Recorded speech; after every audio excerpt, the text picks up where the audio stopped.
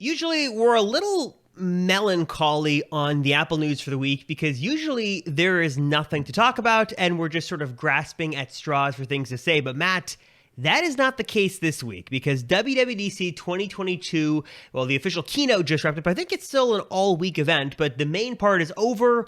We now have all the answers on what's new with iOS 16. We've got answers with the M2 and the all-new MacBook Air, and some good things and bad things that we need to discuss and talk about, including one new product that I think makes absolute zero sense for anybody to buy, but we will get into all that. But of course, first off, thank you for watching or listening. We've got a jam-packed show going through everything Apple just announced at WWDC 2022. As always, though, we want to know your thoughts. Did you think the event was good? Did you think it was bad? Did you get to go? Were you one of the select few developers who got to go to Apple Park and see all the magic in person? Let us know. Our number is 949-354-3508. You can call that number. You can text it, leave it a voicemail.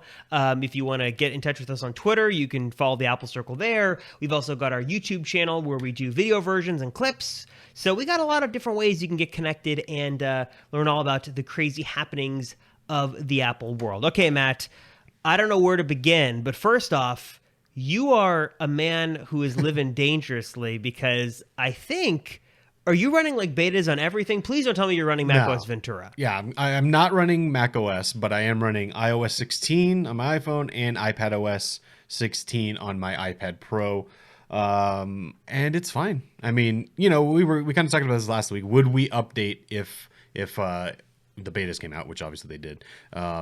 I didn't really care at first, but I was just like, what? Who cares? Like, I got other phones if something really drastic happens. I could survive on Android for a little bit until there's a patch. So I just went ahead and did it, and I'm liking it a lot. I'm guessing that you did not do this. I did not, because my question to you, and I don't know if we know this yet, but I just remember, and I've told the story before about how I almost broke my phone and it was horrible.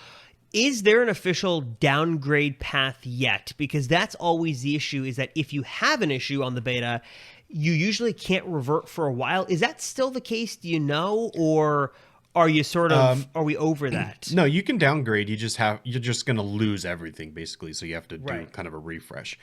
So basically, which does not sound good. Yeah, it doesn't sound great. What you would want to do, which I didn't do, of course, but ideally what you want to do is you save, before you update, you save a backup onto your computer, the old school way, not through iCloud. Save that onto your computer and then update. And then if something goes wrong in iOS 16, you can then downgrade back to iOS 15 on your computer and reinstall that backup. So you're kind of going back to the older state. It's definitely possible. I'm looking at a article here from Mac Rumors on how to do it. So it's something to do, but it's not fun. Like it's kind of a pain.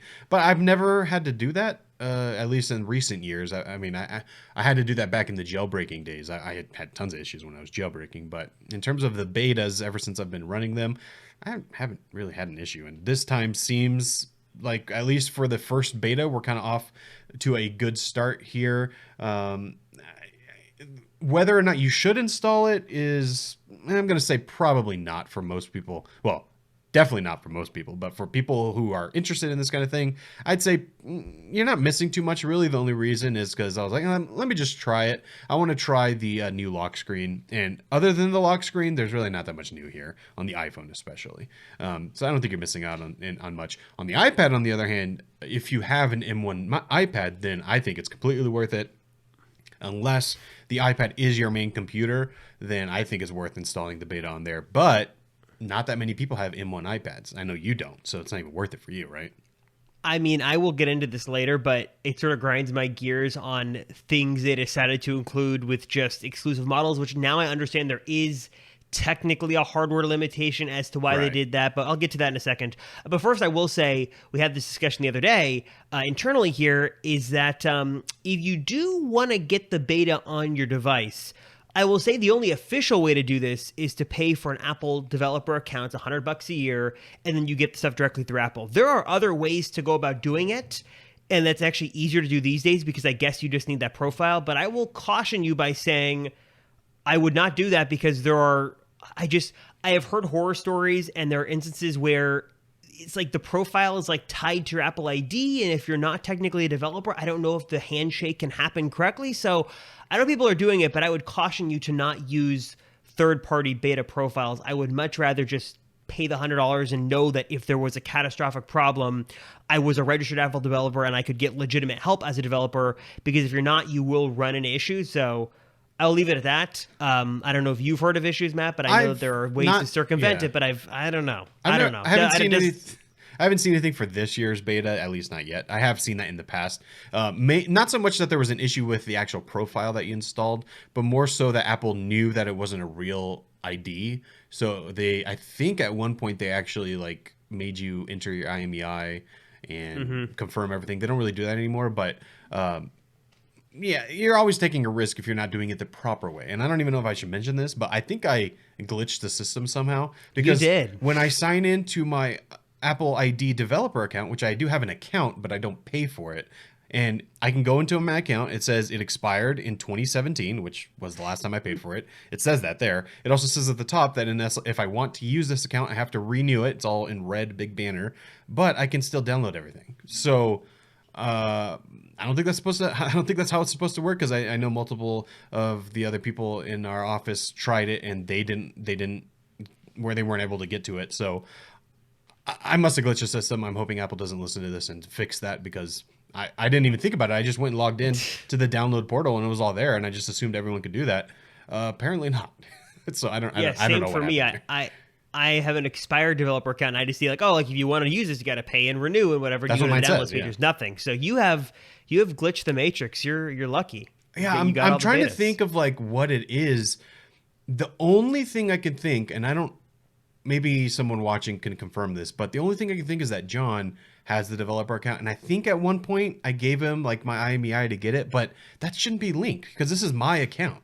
So I don't know, but it's working and I'm happy. So yeah, I was wondering if you had signed into another account that did have access to it. No, I did not. I confirmed that, but you didn't. So there you go. Yeah, I even took a screenshot that where it says it expired in 2017 and is not active. So I don't know what's going on there, but I'm not mad about it. Let's say that. Well, okay, so you haven't used the beta. I have. I guess let's start from your outside perspective of what are the things that you are most excited for, and then I'll tell you if they're actually worth getting excited for. How about that? So for me, I think what was probably the star of the show really for iOS 16 is new lock screen, that you now have the ability to put widgets, and they touched on interactive widgets, which they said coming later this year. So who knows when that's coming, but that's really cool. Like these like live updating pieces of info. That's super cool, but just something different, a different way to interact with notifications, a different way to see info at a glance, a new sort of home screen sort of unlock animation. That's what I'm most excited for. And I guess, well, really one of the reasons why I'm not jumping on this now is that this would be fun to try out, but I'm sure there's not really a lot of third-party apps that support this stuff just yet. Right. But I guess right off the bat for me, new home screen, customization. Now that you've been using it for a few days, does it live up to the hype? Is it noticeably different? Does it work well? Or can you really get in there and customize things? How well is it working sort of first couple of days after you've been using it? So here's my setup right now. If you guys are watching the video version, you should. Let's see if this works. Oh, geez, come on. That very simple. This is just a picture I took up in the mountains, and you can see that my clock is now yellow, and it's also got the 3D effect where it's kind of dipping behind the mountains here. Very simple. That's how I set it up. In terms of does it live up to the hype, I say yes. I think it's very cool. Obviously in beta, like you said, third parties don't have access to this yet, so there's no third party widgets or anything like that. All you can do right now is weather, calendar, reminders, activity, and things like that. You could do like battery. And those are cool. Nothing wrong with those. Those are actually some of the ones that I would be using even if third party was available. But, you know, it's limited. And then, like you said, those updated widgets for the bottom of the screen that can update in real time, those are not out because that's a third party thing. I will say it is interesting. I think functionality wise, it's way better, and it completely lives up to the hype. You can do so much on this screen. In terms of design, I think the whole top portion of the screen, excellent. They nailed it. I think there's a ton of customization that you can do that really make it your own. But the bottom, where the notifications come in, and where your music controls are, and where those future widgets will be, it works and it's very functional, and I actually love it because I can reach it really easily with one hand, but it just doesn't look that good. It looks kind of weird. It doesn't block your wallpaper, which is nice. I think that's part of why they did it. And it does, work. Again, it's very functional, but it just doesn't look that good.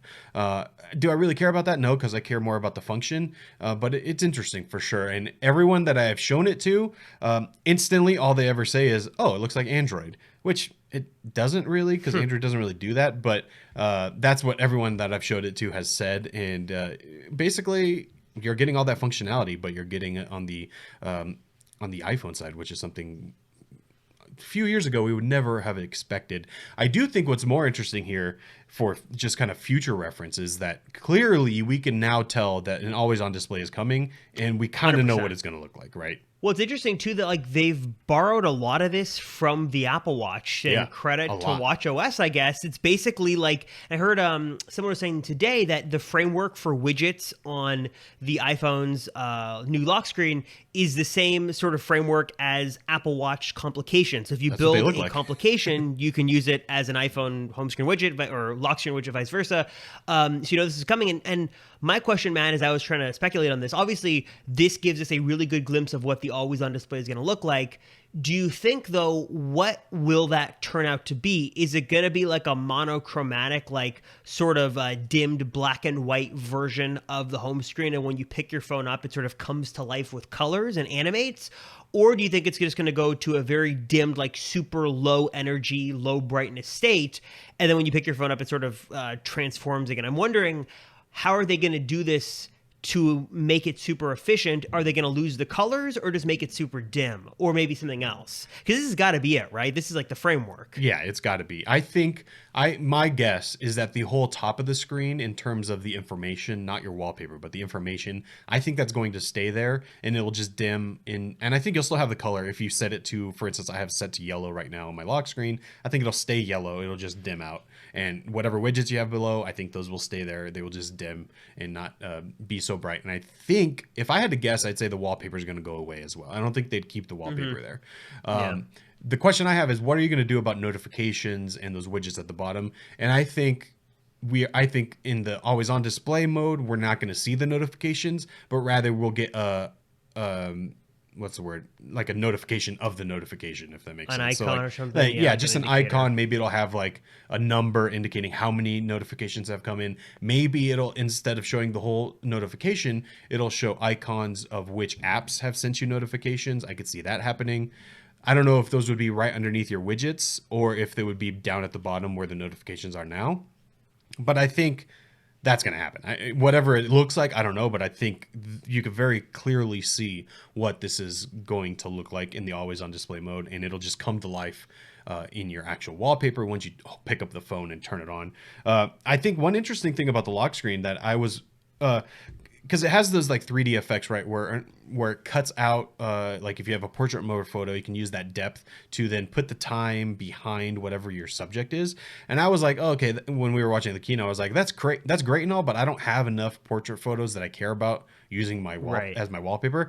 But it actually doesn't need to use a portrait photo, unlike the Apple Watch. The Apple Watch, that's how it works on the Apple Watch. On here, it's using the new subject detection, which they talked about like in their smart section of the what do you call it? The keynote.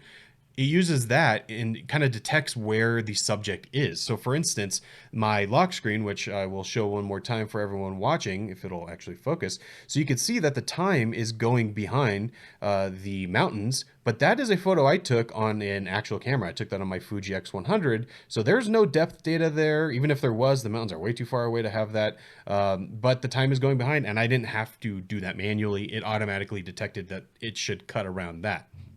I thought that was very cool because that just gives you that kind of 3D effect with any photo you want, pretty much. I will say the one disappointing thing, which I guess is not that disappointing because I don't know how they would do this exactly, but it seems like when you use widgets, that kind of depth 3D effect goes away. So if right now the time goes behind the mountains, but if I turn on the widgets, which I don't have on right now, if I turn those on, then the depth goes away and then it just looks like a regular wallpaper. Maybe that'll change in the other betas, but yeah, there's a lot of little tweaks and things that I think we're going to be playing with a lot, especially once this actually comes out. And I think there's a lot that you're going to be able to do with this.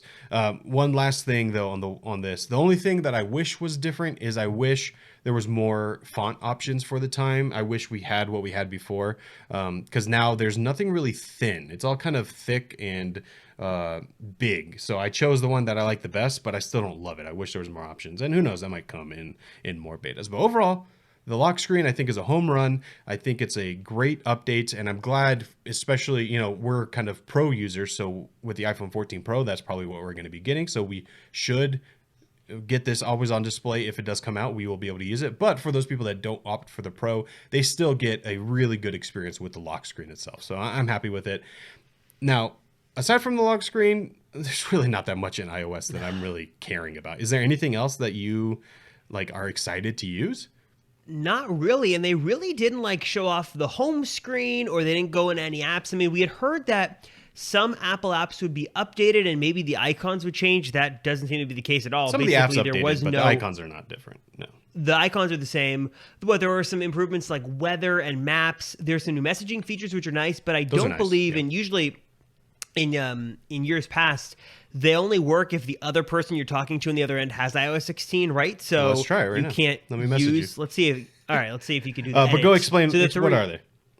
So there's three major features now that are coming to messages. There's the ability to edit a message once it is sent. There's the ability to undo a sent message up to 15, or is it 15 minutes to undo, or 15 minutes to edit?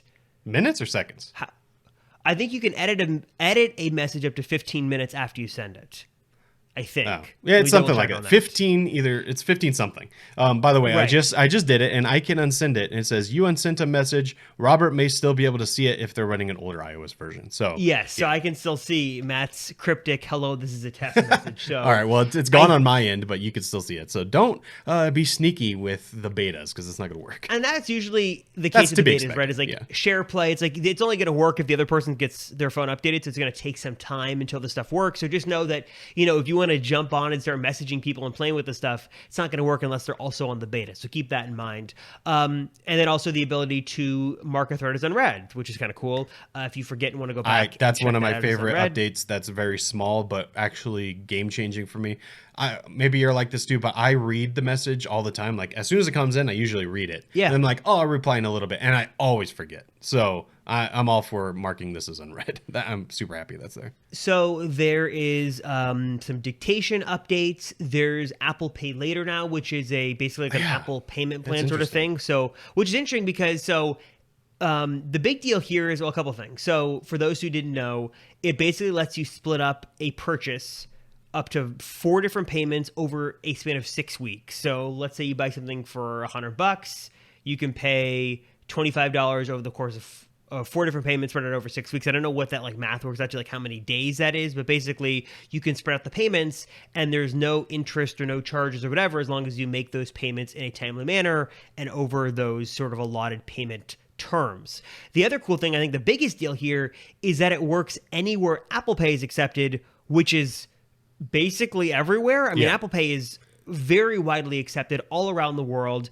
And we also are learning now that Apple is doing the financing for this themselves. They're not going through Goldman Sachs, who is their Apple Card partner, which I was looking at the Apple Card the other day and I was thinking, this is the stupidest credit card I have, because the perks on it are ridiculously bad. But they're doing the financing themselves, so they're sort of setting the terms on who they're going to approve and how the loans are going to work, stuff like that. So very interesting to see Apple bringing more of this in-house. And in fact, there was an article that referenced a report from Bloomberg a little while ago that I think Apple's ultimate goal is to bring all of this finance stuff in-house and do their own payment processing and do as much of the financial institution stuff they can in-house without being a bank and having to go through some of those regulations. So it'll be interesting to see how that sort of pans out. But so new Apple Pay stuff, which is sort of cool. I mean, sort of nice to split up the payments, right? You can sort of do it over a set amount of time and pay later, and I think people are going to like it.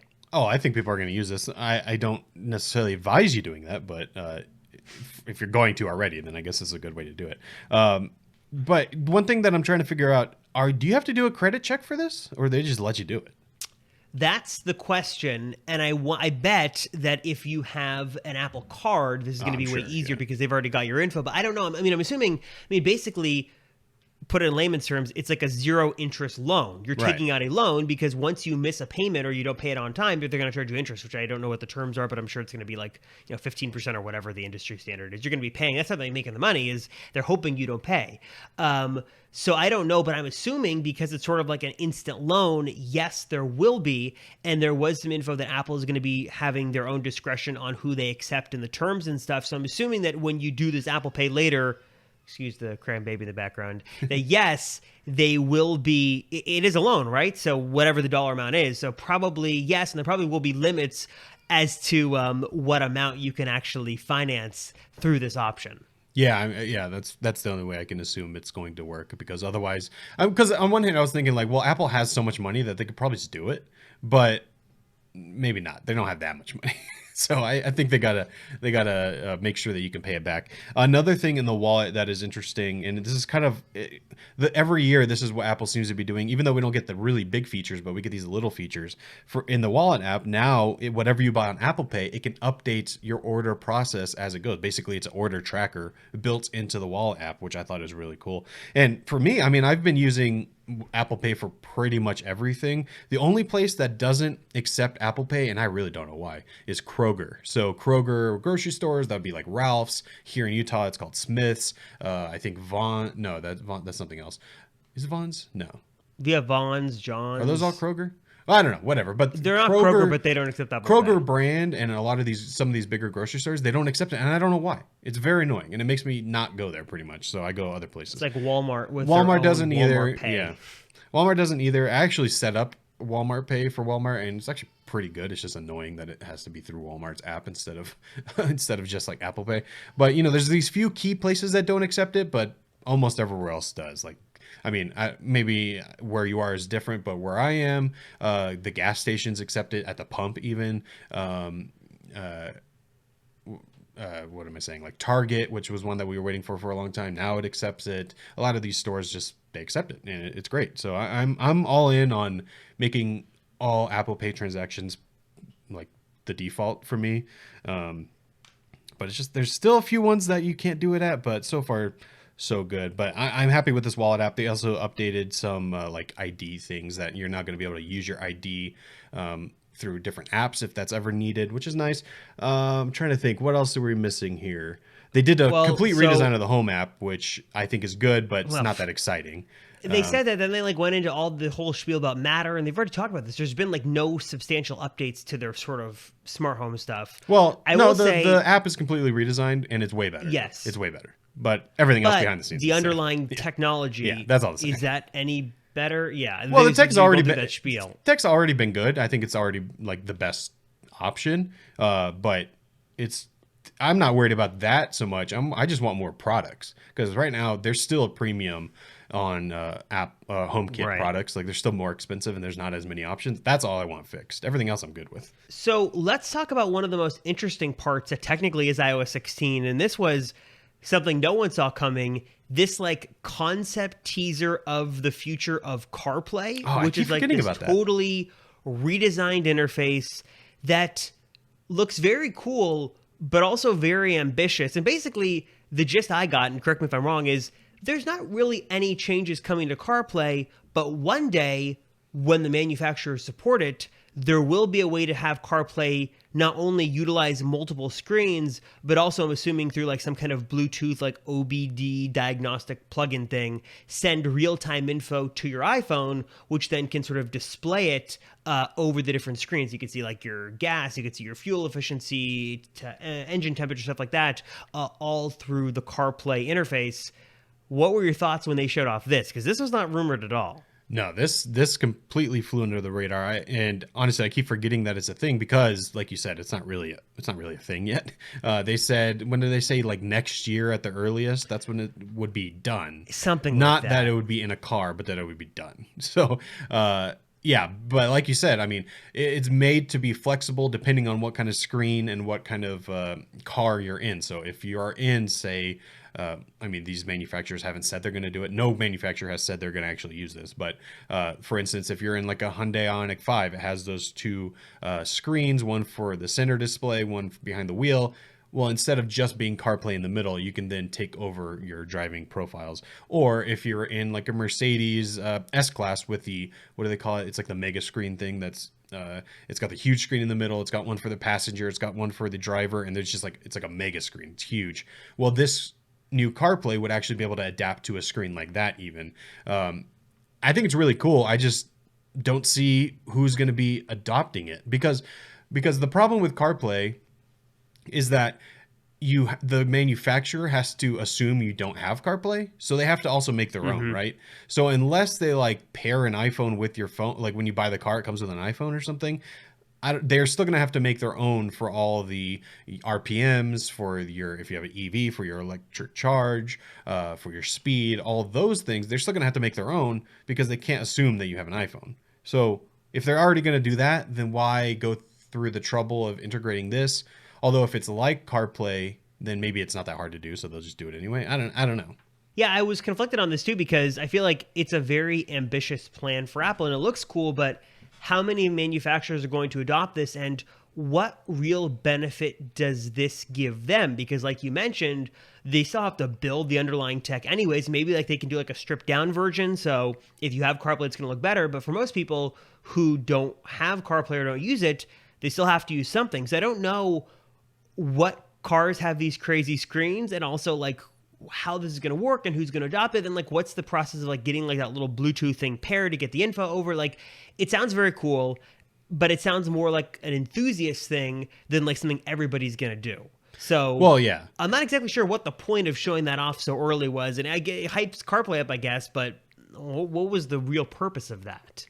Yeah, I mean, because I would assume that Apple could just go to these manufacturers individually and be like, hey, look what we're working on. Do you want to work together on this and like integrate it in your car? They don't need to show us. Like imagine, yeah, like once it's ready, then they could show us. And then imagine when they do that, then they're like, oh, by the way, it's coming in BMW next year or something. You know, right now it's just like a thing. So I don't know. I like the idea. I'm skeptical of how quickly the adoption will happen. But I guess like even if they don't end up, if manufacturers like don't end up giving over the actual information of the car, like the speed and all that, then I guess there's still new stuff in the actual CarPlay interface itself. Because there's like there's different music controls. It's just like a different design. So I guess that's good. So there is going to be some kind of update to CarPlay, even if you don't do the whole like shebang, like the whole thing.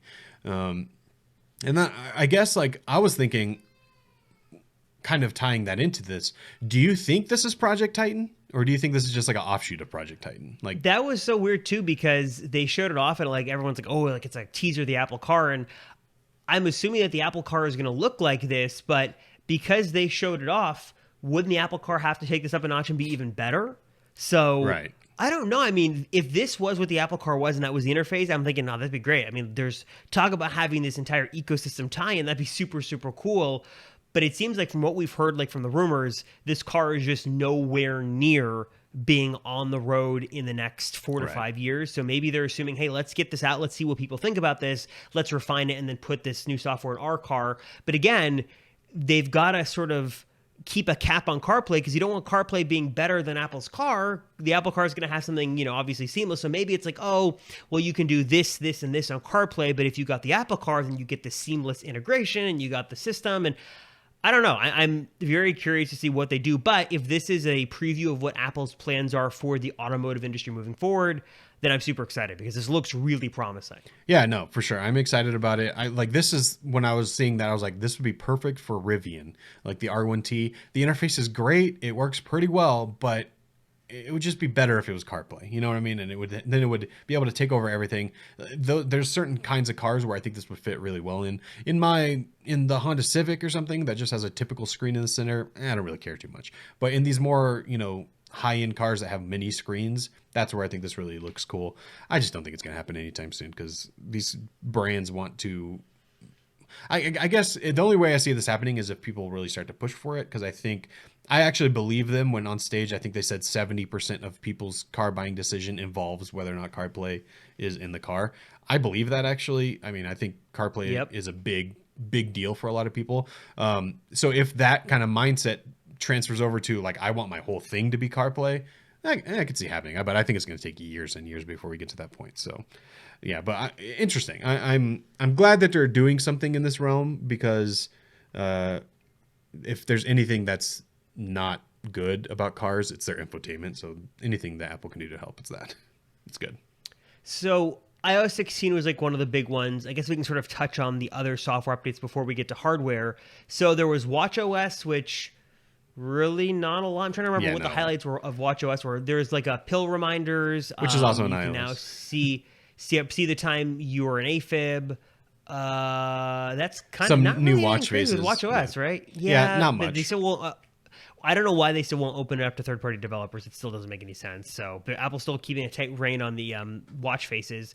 Anything else with Apple Watch, or should we move on to what, iPadOS? Yeah, let's talk about iPadOS real quick. So, iPadOS is a very, very minor update unless you have an M1 iPad. So that would be the iPad Air or the 12.9 inch. The iPad Air, the new one, or the iPad Pro, the newest version. I forgot the 11 inch has the M1. I thought it was the 12.9 for a second. But if you have those, then you unlock special features that definitely make the iPad a little bit more pro. So the big thing is called Stage Manager. Stage Manager, yeah. Which is kind of an interesting name, but basically it's a windowed mode for the iPad. So you can now run multiple windows. They stack on top of each other. It's very similar to macOS. Not quite as good, but it's a very good step in the right direction. And it's a big deal. I've been praising it in our chat here. I've been praising how much I really like it. But you at the beginning said that you had some ideas about this. What are you thinking? Well, first off, I am maybe a little bitter because I have the A12Z, which was like the stepchild of iPad Pro updates. Yeah. So like it's like, a better like version of the chip, but like it still can't do all the stuff. And from what I understand, there is a legitimate reason that this feature relies on virtual memory swapping, which you can't do on this chipset. It's only on the M1, so I get it. But for me, my big issue with this is that I love the iPad Pro and I want it so badly to be a laptop replacement. I want to do photo editing on this. I want to do some video editing. I want to write scripts. I want to do emails. That's what I want it to do. And I have my iPad Pro. I think it's sitting back there with the Magic Keyboard and trackpad. It's really nice. Love the keyboard. Love the trackpad. Support's great. And the screen's really good and it's portable and all that stuff. But for me, as good as it is in content consumption mode, when I try to start doing computer-like tasks on it is where it falls apart. Not because the hardware doesn't make it so it's capable of doing it, but the software is just not there, both with iOS or iPadOS rather itself and third-party apps. And I think I said this yesterday in the chat.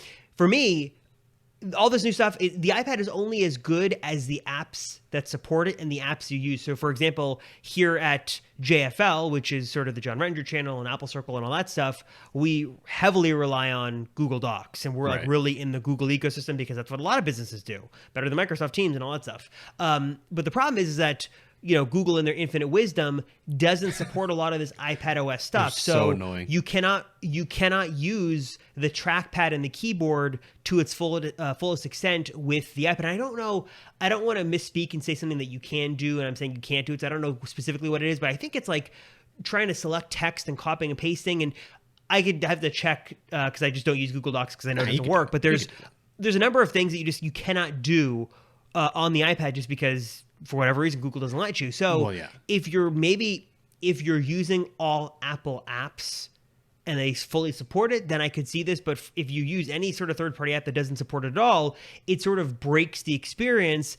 Then it becomes less of like, oh, it's this cool fluid experience. I can glide through apps. I've got multiple windows open. And it's more like, okay, let me try to bandage something together that'll work. But it's ultimately just easier for me to do on the laptop. And for me, looking at the stuff, I haven't tried it. The windowed modes are cool and you can have these windows open. But for me, the apps themselves are the problem. So it doesn't really matter if I can put that app in a window. If it doesn't work and it's not fully supported, it just doesn't make a difference. And for me, I think I've just ultimately found that what I want to do, I cannot do efficiently or well on the iPad Pro. And for me, I love the iPad Pro and I want to make it work. But because of the limitations Apple continues to impose, it's just easier and faster to do it on a laptop. And again, I will just say this and be done.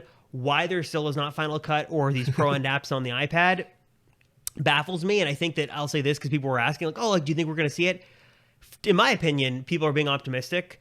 if they haven't done it yet, when are they going to do it? Because there is no reason why, especially with the chipsets now, it's not possible. So if they haven't done it now, I just don't think it's ever going to come. For whatever reason, Apple's just not going to do it. Maybe that's the pessimistic Apple fan in me, but soapbox rant over. Matt, you've actually been using this, so tell me why it's so good, and tell me why I'm wrong. Well, I mean, I think from your perspective, you just are too used to a computer, like a Mac. That's true. I think you're just used to it. That's true. Because, I think I'm pretty good at like trying new things and not getting frustrated when it's not exactly the way I'm used to. Like on the Mac, I use it a very specific way, and I use my iPad a very specific way, but they're different. You know what I mean? And I think a lot of the time you're trying to use it as a Mac, and it's just not a Mac. That's true. You know, I'm a curmudgeon. I feel like an old person. Like I need to have it. And like to your point, like, yeah, I feel like I'm trying to make the iPad Pro probably something it isn't. And when I do like iPad things on there, it's really nice. But like you probably like use the Apple Pencil. Right. You've got the larger screen. You can utilize it. My Apple Pencil is in a drawer. I never use it. I should have never bought it. I have the keyboard. I like to type things on there, but I really don't. I haven't given some apps a fair shake, I think, and I think that I'm trying to sort of make it. But for me, I guess, honestly, I want it to fit my workflow, and I guess the reality is it's just not going to at the current time. Maybe one day, but not right now. No, and I completely agree. That's why I can't use it as my main computer. Like I can't get rid of my Mac because I just can't do everything on it. But for instance, a part of the day job is, for me, most of what I do is either like scheduling or scripting. And I can do all of that on the iPad. I don't really edit that much anymore, except for my personal videos and the occasional video. So, I mean, I could do all of it on the iPad, and I pretty much do. So it's not that like I can do that, right? But when I do need to video edit, I then have to go to the Mac. I don't have a choice. Like I have to. There's no way I'm going to be editing on the iPad. I will say that the Stage Manager actually fixed some of the issues that I had. First is, for instance, Google Docs you mentioned. Google Docs, yeah, just Google. I'm pretty sure they do it on purpose, but they don't let you just use. Of course. They don't let you use all the native features. So, for instance, you can do like a side-by-side window, but you can't do a floating window. I forgot what they call that. The swipe over window of a Google Doc. You can't do that. So, which when I'm scripting, I like to do that a lot because I want like Safari or whatever I'm researching on one side, and I want the other on the other, or I want Google Docs on the other. But now with the Stage Manager, you can actually resize it and move it wherever you want, and it becomes more fluid window that you can do whatever you want with. So those kind of things are nice. I also love that yesterday I shared a screenshot. I had Trello, which is what we use for scheduling. I had that open in the background. Open. It was like actually open. Then on top of that, I had Safari, which is where I had some research going on. I had Docs overlaid on that on one side, which I was scripting in. And then I had Telegram, which is what we use for messaging, down in the corner in a small little window that I resized to be very small. And then I had YouTube in a what do they call it? The floating window. The pop-out player, mini player. Yeah, whatever that's called. I had that playing a video. So that was, what is that? 5 things all at once, and they're all running, and I can use them all, and I can jump between them. That's just something you will never be able to do on the iPad before, and that's a big deal. And I think it's once third parties maybe take advantage of this, I think it's going to be a very compelling feature for the iPad. I don't think Google's ever going to do that because they seem to do that on purpose, but this almost forces Google into that paradigm, even though they don't want to. And then the other thing that it goes along with this is when you plug it into an external monitor, and that, which I did today for the first time, I mean, that is the selling feature. I think you need to try that, and you might actually like it a lot. Problem is, I can't with my Genie A12Z. Yes, I know that, but I got to try a new one. Yes. Yeah. But I guess so you plug it into a monitor, you get more windows. I see the appeal, and then you just have that one cable, you unplug it, you do your thing. I don't know. Maybe I'd have to try it, but to me, I'm just not sold. I'm just not sold. I think the issue is that you do video edit every day, right? So you just can't do that, and it's easier for you to just be on the Mac, and then you can flip flop. Right now, if you wanted to do that, you use the iPad. You could for your scripting and everything, but then when you flip flop to editing, you then have to go to a different device altogether. So I think that's true. I think the other part too is that I just, like you said, I think I'm like, okay, like Photoshop. It's like I know enough about Photoshop. I know how to do something, make a thing, do this and that, use the tools. I know that there are alternatives on the iPad, but I guess I haven't admittedly given it a fair enough shake because I'd rather just do it in Photoshop on the Mac because it just works better and I can do drag and drop and do this and that. I guess I would just have to really challenge myself to like really see how much I could do on the iPad because you can do a lot. And, LumaFusion, I edited a video on there. It's really nice. But to me, I think I like the creature comforts of the Mac too much. Yeah, no, I think it's just what you're used to because, like, for instance, Photoshop on the iPad is actually really good now. And I do pretty much all my photo editing on the iPad natively, like on its own. But if you're not used to it, there's definitely a learning curve. And I think this is actually Apple's biggest issue, is that there's no real reason to switch. Like, unless, first of all, unless you already have one, then like it's kind of hard to explain why you should switch. And unless you're doing very specific iPad things where you say you need the Apple Pencil, then there's no other compelling reason, I don't think, because everything you could do on the iPad, you could do on the Mac, except for the Apple Pencil and the touchscreen. And those, unless you absolutely need them, you don't really need them. Like you can get around it. So that's, I think, the biggest issue is why do I even need the iPad Pro or the iPad in general, unless I'm doing very specific things. And in my case, it's like, well, I already have it, and this is kind of our job, so that's why I have it. So it's cool. But if I didn't have it, would I buy that over the new MacBook Air, which I guess we could just transfer into? I don't think so. I think I'd still get the MacBook Air. That's the golden question here. I'm looking at it right now on the Apple Store app. Is would the MacBook Air, let's just talk base configs, a 12.9-inch iPad Pro with base storage and a Magic Keyboard is more expensive than an entry-level MacBook Pro. And I feel like for most people, we can get into MacBook Air rather. And MacBook Air, now I guess we talked about that before, who should get an iPad, who should get a MacBook Air and stuff like that. But I guess let's get into it. Let's talk about why the MacBook Air might be way better for most people. And that is, first off, not only is it a new Mac, but it finally got the redesign. It did not get the major colors that we expected. It got a couple of new colors, but not much. No white on the inside, which is surprising, but I think it looks good. Happy about it. We got the notch with the new webcam. You've got sort of higher end speakers. I mean, basically all the rumors that were about this were pretty much true. And Matt, give me your initial thoughts now that it's here. Is this the Air that people have been waiting for? Do you think this is just the perfect computer for 99% of people who are looking to, hey, should I do iPad Air? Should I do MacBook Air? What Mac should I get? Is this new Air the answer? I think so. I mean, this is going to be a tough one not to recommend. The only hit against it is that the price did increase by $200. So it's $99, or it was $999, which they're still selling the M1 MacBook Air, I think, for $999. This new one is now $1199, so it's $200 more. I think that's worth it because the design definitely seems better. The screen is better, it's bigger, and like you said, it's just a complete redesign. I think that's worth it for the $200.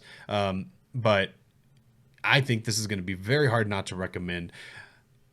It's interesting that the colors are not at all correct. Like they didn't get the white in the inside right. They didn't get the colors on the outside right. I think we did hear some rumors that the colors were not going to happen.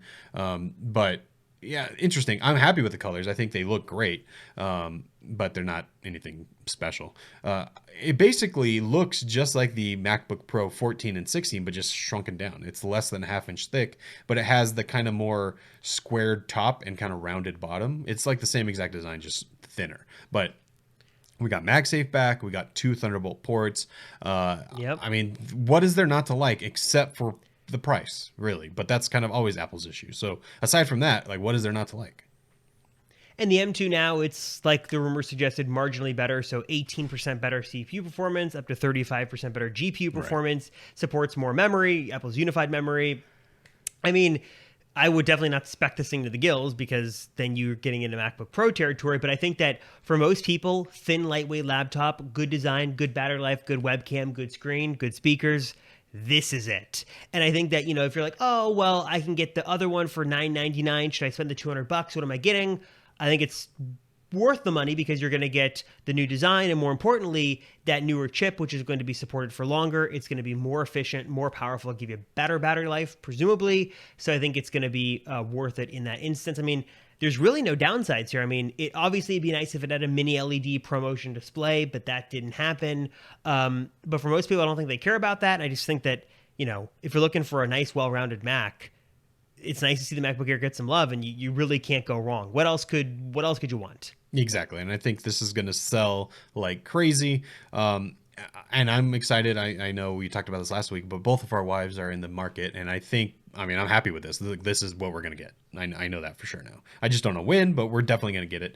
They did say, interestingly, this is coming out next month, but they didn't actually give a date, right? No pre-order date, no other dates, and I'm suspecting that is usually because, or usually what has happened in the past, and it's probably the case this time, is there's production issues. Right. So they're trying to like It build might shift. these right now, so they don't know. Because usually Apple's like, oh, you can pre-order today and it launches next week or it launches next month. So we don't know. So probably what's going to happen is sometime next month, there's going to be like a random 8 a.m. Time when they just start taking pre-orders randomly, which is what they've done in the past for stuff. And it's sort of annoying, but that's probably what it's going to be. So that's nice. Now, the other thing here that we should talk about, a computer you should not buy really under any circumstance, for whatever reason, Apple updated it, is the base entry-level 13-inch M2 MacBook Pro. Ugh. No design change, no screen change, just the new chip, and it's $100 more expensive than the Air. I don't get it. Matt, tell me who should buy this and why Absolutely someone nobody. is not in their right mind and would buy it. Yeah, if you want this, you are not in the right mind. I mean, I don't get it. I don't get the point of this computer, because the only difference in terms of like performance is that it has a fan built in, whereas the MacBook Air doesn't. So I guess technically it would be a little bit more efficient, more powerful. But I mean, in our real world test of the M1, that really wasn't the case. I mean, it was very close, if any difference at all. So that is not a good reason to pay more money. Yeah, I mean, when they announced that they were updating it, we all heard the rumors that they were going to do that. So I wasn't surprised. But when they said that it was more expensive than the MacBook Air, that's where I don't understand. Have you heard anything like why this makes sense? Yes. One spec I heard is that battery life presumably is better on that computer. That's not a because good it's reason. bigger. That's not a good But again, it's like people go, well, you know, they're serving a corporate market or an enterprise market or a school market. Well, that's not the case, because the MacBook Air, the new one is cheaper and the old one is way cheaper. So Yeah, why would that you doesn't just make get any that sense. and get the same chip and the same screen size? And I don't understand. There's got to be a reason. I don't understand why. Because if they got rid of that computer, you'd have a very simple lineup: MacBook Air, MacBook Pro, different chips, different, specs, but there's two different markets for that. This just sort of oddly sits in the middle and like sort of just distracts people from the one they actually want on both ends. Like, oh, you can get this, and it's not a good computer really at all. I mean, it's not a bad computer, but it's more expensive. It's got the old design. There really is no benefit. Yeah. I'm wondering if like maybe the reason is because the 13 or like okay, for the consumer walking into the Apple store, they see the MacBook Air and they're like, you know what? I really want the MacBook Pro. Like I'm a pro. I want the Pro. Mm-hmm. But the 14-inch is like just a little too much. It's too expensive. So this is kind of like, it's for the fake pros out there who just want the Pro for the bragging rights. But then at the same time, it's like, but you're also getting like the worst computer. So I don't know. That's the only thing I can think of, is that the jump from the MacBook Air to the 14-inch MacBook Pro is a pretty big price difference. So this kind of splits it a little bit, but not really. I mean, I don't get it. I mean, I guess, this is sort of like an Intel Mac territory, like do not buy. I mean, I'm assuming that Apple's margins on this must be very good, because everything is exactly the same. They've been pumping these computers out for years. So they just swap in a new chip basically. So they're probably making a lot every time somebody buys this. But I don't understand if there was a price angle here, or if corporations were buying them. I get it, but you're not saving money. I don't understand why a production house, for example, would spend more money and buy 100 of these rather than 100 MacBook Airs, because they're like you can spec them exactly the same. So I don't get it. So that is on par with like the Series 3 and the Apple Watch or Apple TV HD, two other things that you should not buy because they are destined to be obsolete sooner than later. So don't understand this at all. Yeah, I don't even understand why it shouldn't have even gotten a keynote reference. I guess, they did say, I guess I'll say this. Didn't they say it was the second best-selling computer or second best-selling laptop? So, but I'm willing to bet that's because of the price. And now it's more so expensive. obviously they're selling them, but I just don't understand who would buy it. Here's your call, Apple Circle listeners or viewers. Go to your friends and family when they're thinking about buying a Mac and tell them not to buy this one because you can explain to them there is no upside to this. Yeah, you're getting the tricked. battery. I'm sure I don't know what the battery difference is, but I'm sure it's marginal. Can't be that much. It just doesn't make any sense. Yeah, I mean, I just don't get it. And anyone who asks whether they should buy it, it's an instant no. It's just not worth it. I guess this is not really in the same vein, but kind of in a similar vein. Maybe we should cover what we didn't see at WWDC because there were quite a few things that were possible, but we didn't see. First off, let's just get out of the way. The headset, we didn't see it. No huge surprise, but there were some rumors, some hints that maybe it would happen. But not only did we not see the headset, but we didn't even get any AR anything, which is kind of strange for a WWDC, which leads me to believe that the headset does exist. It's just not ready yet. It's funny that not only were rumors hyping this up a lot last minute that it didn't happen, but also remember when we started this year and this was supposed to be the year of the headset and we thought, it's going to come, especially by WWDC. I mean, by June, we're going to see it. And again, now the new rumors are, was it Ming-Chi Kuo, Q2 of 2023, which is basically next year. Right. That's what, April, May, June of next year. Like now, next year. So who even knows? For whatever reason, there keeps getting roadblocks here and delays. So obviously, hopefully it's a better product when it launches. Maybe the price will come down by the time it actually launches. But yet again, it is not there. So no headset. Mac Pro teaser, which made a lot of sense. No word on that, which I think we sort of speculated before that it'd sort of be weird to show off the high-end M2 Extreme when they were just sort of focusing on the lower-end entry-level stuff. So right. I can see why they didn't mention it, though it is sort of weird that was absent. Do you think we see, and I guess I was thinking about this earlier, which way does Apple go with this? Do they not say anything and just we see it next year? Do we see a teaser at another event?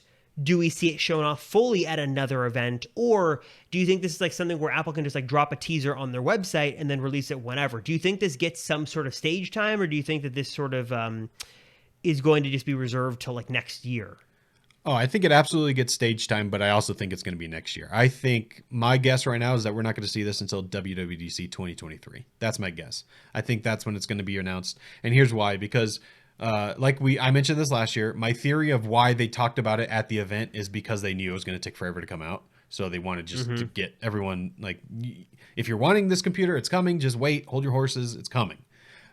So that being said, now the M2 is out, and now by WWDC 2023, theoretically, we should have an update for everything that's in the line right now. So we should have the M2 Pro, we should have the M2 Max, and we should have the M2 Ultra, theoretically. I mean, we have time for that.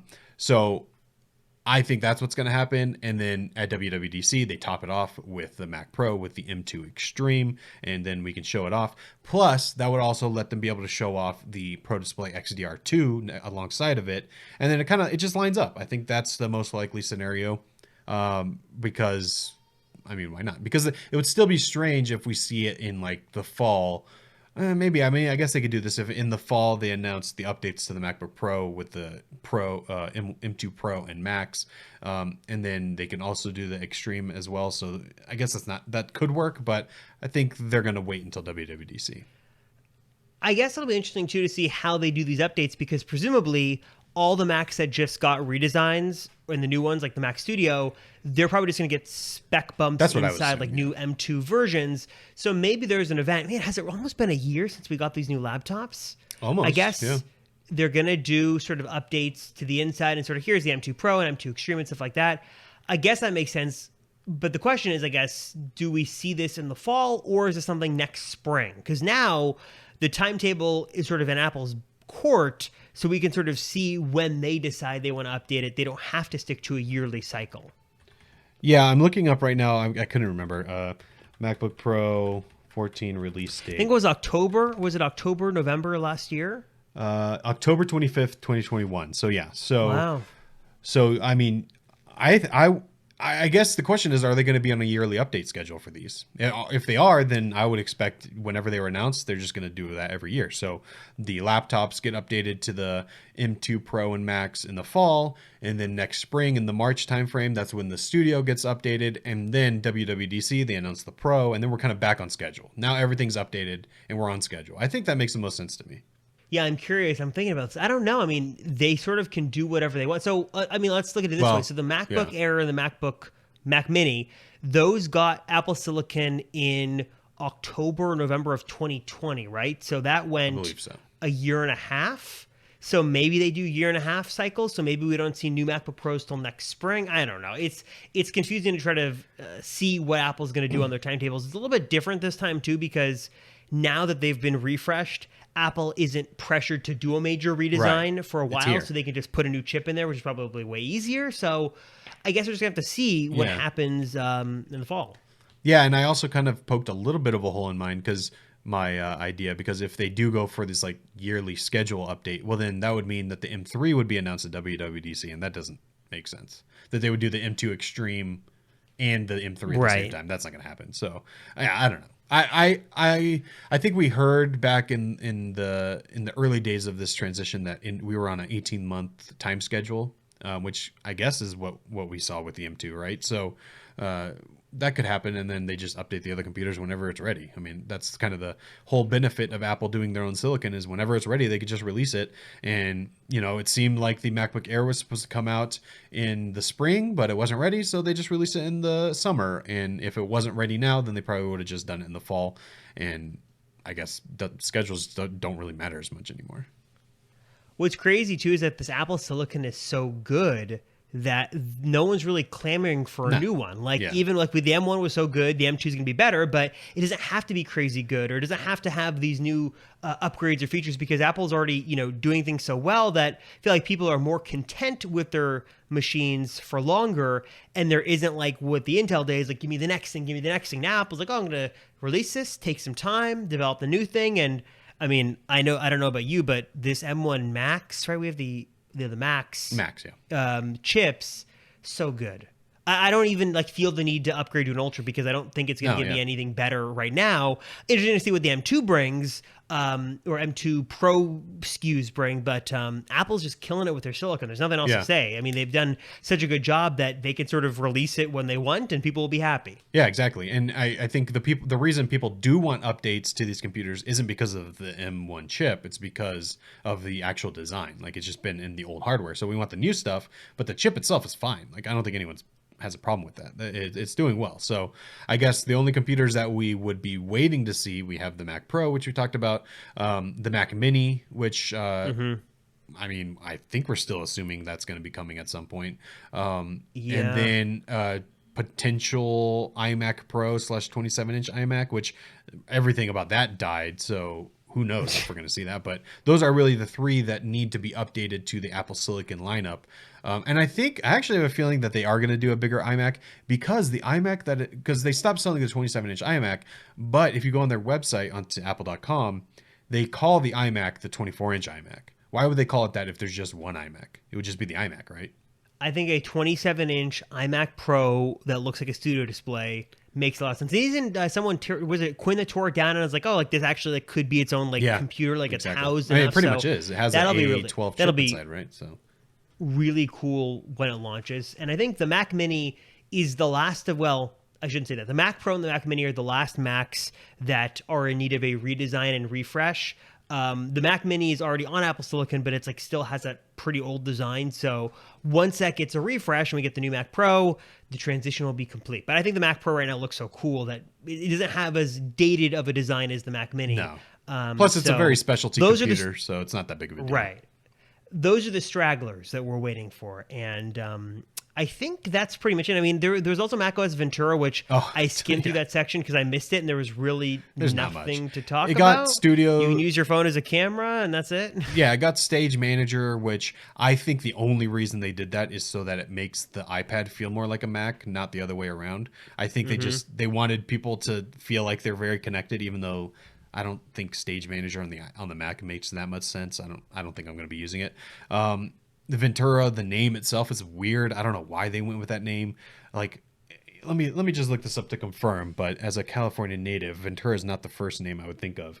No, I mean, I know Ventura just because that was close to where I grew up, Right. but I feel like most people don't even know. It's like a little sleepy sort of It's beach nice. town. There's nothing wrong with really Ventura. remarkable about it. Yeah. There's nothing wrong with because all their Ventura. other ones have been Monterey, Big Sur, Catalina. These bigger landmarks of the state. Ventura is very.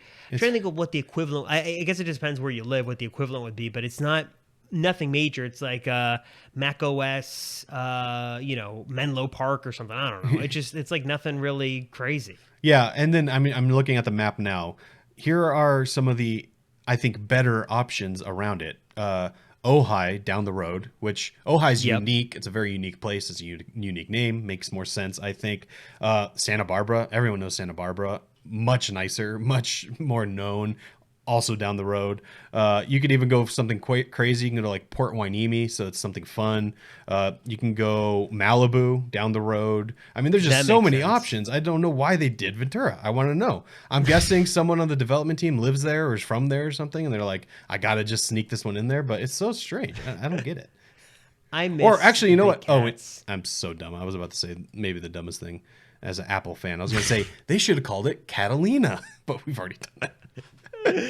I mean, we didn't people say like macOS Mammoth. Mammoth would. I mean, there well, are they have lots that. of There's so many options. I mean, even like Joshua Tree, because they filmed something in Joshua Tree last time.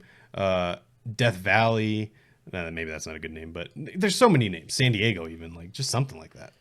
I don't know. San Clemente. There's a lot Apple could do that just is a little more exciting than Ventura. But I guess if you don't know Ventura is a small town, you think, oh, Ventura, it's very exotic. It's a nice place. There's nothing wrong so. with it. It's just strange.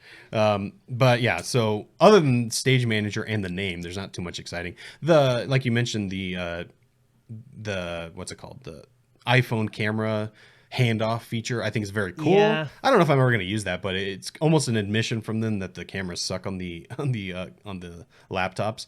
I don't know if I'll ever use that, but it's nice that they're embracing a feature like that. That's very clearly not a Johnny Ive decision. Like that would never happen under Johnny Ive. Like it looks disgusting when they put it on there, but it's useful. So it's like I'm okay with it. That little mount that they're like working with Belkin on just looks really weird. So I'm curious about that. And I feel like, Mac OS, it's not that it's gotten bad, but I feel like I like rarely like ever feel the need to jump on the new version. Because of like all the software incompatibilities too, I rarely will ever update for like 6 months. So it's like, okay, it's cool. I'm probably never going to like jump on it for a while, but nice way to sort of round things out. It's there, it exists, but I probably wouldn't update unless you really want to try the new features, which basically not a lot of new features to really try. So that might be one that you just sort of wait until the bugs get ironed out and then update like 6 months later. Yeah, once you know it's going to work. But I'm sure there's something we missed, but I think... That's the big stuff, right? I think that's it. I mean, we both, we weren't on the list of people who got to go either as a developer or media, obviously. So that looked fun. I mean, Apple Park looks beautiful. It looks like it was super cool to go there. And I know there was a lot of... last minute questions about, oh my gosh, they're bringing the media out. They've got all these big outlets, all these big YouTubers. They're going to do something crazy. And it was just a little bit of a pre-recorded thing. And then MacBook Air, which is sort of, I was thinking, I'm like, well, I wonder if plans change. You think something happened? But I don't think so. I mean, Apple, they work so far ahead that if there was signs that this thing wouldn't be ready, I feel like they wouldn't have invited everybody out. They did not have to do a hands-on thing at the Steve Jobs Theater. So I don't think it was like a last-minute thing. I think that's just sort of what it was. Yeah. So whatever it was, that was it. And I think, Matt, we did over an hour of coverage on WWDC. Is there anything else we missed, or is that going to do it? Maybe we'll sort of answer questions from people and do more of a deep dive into different things next week. But I think that's it. Yeah, so I think that's, if you have any, we'd love to hear your thoughts on all the things that were announced. There's obviously a ton here. Maybe some of your more in-depth questions on any of these announcements, but yeah, the betas are out. They're going to start improving as we get more time in between the announcement. So, I mean, good announcements all around. I'm happy with this update. It was more than I was expecting, but nothing crazy. So I think it was a good WWDC. Extremely solid. I feel like there's a lot of good stuff, and I feel like you didn't come away like blown away, but also you weren't disappointed. So it was better, definitely better than last year. So Yeah, let's for keep sure. it at that. Anyways, guys, if you have thoughts, if you have comments, you have questions, of course, our number, you can text or call 949-354-3508. Let us know, and we can get to your comments and feedback on next week's show. Matt, as always, thank you so much, and we'll see y'all back right here, same time, same place, on another episode of the Apple Circle Podcast.